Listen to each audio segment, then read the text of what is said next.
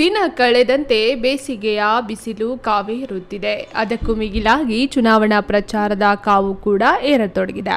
ಕೋಲಾರ ಮೀಸಲು ಲೋಕಸಭಾ ಕ್ಷೇತ್ರದ ಕಾಂಗ್ರೆಸ್ ಅಭ್ಯರ್ಥಿ ಗೌತಮ್ ಪರ ಮುಖ್ಯಮಂತ್ರಿ ಸಿದ್ದರಾಮಯ್ಯ, ಉಪಮುಖ್ಯಮಂತ್ರಿ ಡಿಕೆ ಶಿವಕುಮಾರ್ ಸೇರಿದಂತೆ ಕೋಲಾರ ಲೋಕಸಭಾ ಕ್ಷೇತ್ರ ವ್ಯಾಪ್ತಿಯ ಶಾಸಕರಾದ ಕೊತ್ತೂರು ಮಂಜುನಾಥ್, ನಂಜೇಗೌಡ, ನಾರಾಯಣಸ್ವಾಮಿ, ರಮೇಶ್ ಕುಮಾರ್, ಸಚಿವ ಬೈರತಿ ಸುರೇಶ್, ಶಿಡ್ಲಘಟ್ಟ ಕಾಂಗ್ರೆಸ್ ಮುಖಂಡ ರಾಜೀವ್ ಗೌಡರಂಥ ಘಟಾನುಘಟಿ ನಾಯಕರು ಬಹಿರಂಗ ಪ್ರಚಾರದಲ್ಲಿ ಭಾಗವಹಿಸಿದ್ರು.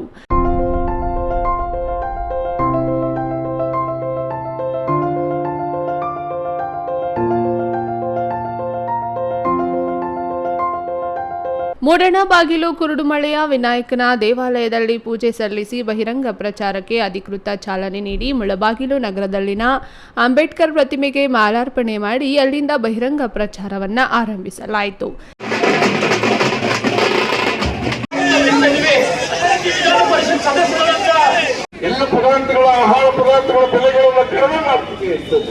ಈ ವೇಳೆ ಸಿದ್ದರಾಮಯ್ಯ ಮಾತನಾಡಿ, ಬಿಜೆಪಿಯು ಸುಳ್ಳುಗಳ ಮೇಲೆ ಪ್ರಚಾರ ಮಾಡ್ತಿದೆ, ನಾವು ಸತ್ಯದ ಮೇಲೆ ಪ್ರಚಾರ ಮಾಡ್ತಿದ್ದೇವೆ ಎಂದರು.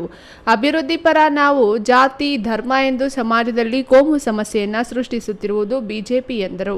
ಬಿಜೆಪಿ ಮತ್ತು ಜೆಡಿಎಸ್ ಪಕ್ಷಗಳನ್ನ ಎಂದಿಗೂ ನಂಬಬೇಡಿ, ಆ ಎರಡು ಪಕ್ಷಗಳು ಒಂದೇ ನಾಣ್ಯದ ಎರಡು ಮುಖಗಳಿದ್ದಂತೆ ಎಂದು ವಾಗ್ದಾಳಿ ನಡೆಸಿದರು. ಮುಳಬಾಗಿಲು ನಗರದ ಪ್ರಮುಖ ಬೀದಿಗಳಲ್ಲಿ ಸಂಚರಿಸಿ ಮತಯಾಚನೆ ನಡೆಸಿದರು.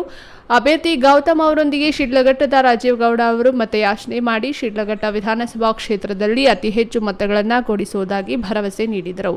ಹೇಳಕ್ಕೆ ಇಷ್ಟಪಡ್ತೀನಿ, ಪ್ರತಿಯೊಬ್ಬರ ಮನದಲ್ಲೂ ಕೂಡ ನಮ್ಮ ಇವತ್ತು ಕೆಲಸಗಳು ಮಾಡಿರುವಂತಹ ಸಿದ್ದರಾಮಯ್ಯ ಅವರ ನೇತೃತ್ವದ ಸರ್ಕಾರ ಇವತ್ತು ಎಲ್ಲರಲ್ಲೂ ವಿಶ್ವಾಸ ಗಳಿಸಿದೆ. ಹಾಗಾಗಿ ಇವತ್ತು 100ಕ್ಕೆ 100 ನಾವು ಗೆಲ್ತೀವಿ ಅನ್ನೋ ಒಂದು ಭರವಸೆ ಇದೆ. ನಾವು ಎಲ್ಲರೂ ಕೂಡ ಇವತ್ತು ಶಿಸ್ತಿನ ಸಿಪಾಯಿಗಳಿರೋ ಪ್ರತಿಯೊಂದು ಹಳ್ಳಿನಲ್ಲೂ ಕೂಡ ನಾವೆಲ್ಲರೂ ಕೂಡ ಇವತ್ತು ಕೆಲಸಗಳನ್ನ ಮಾಡಿ ಖಂಡಿತ ಅವ್ರನ್ನ ಲೋಕಸಭೆಗೆ ಆಯ್ಕೆ ಮಾಡ್ತೀವಿ ಅಂತ ಈ ಒಂದು ಸಂದರ್ಭದಲ್ಲಿ ಹೇಳ್ತಿದ್ದೀವಿ. Veerapura Manjunath, news TV, Sidlaghatta.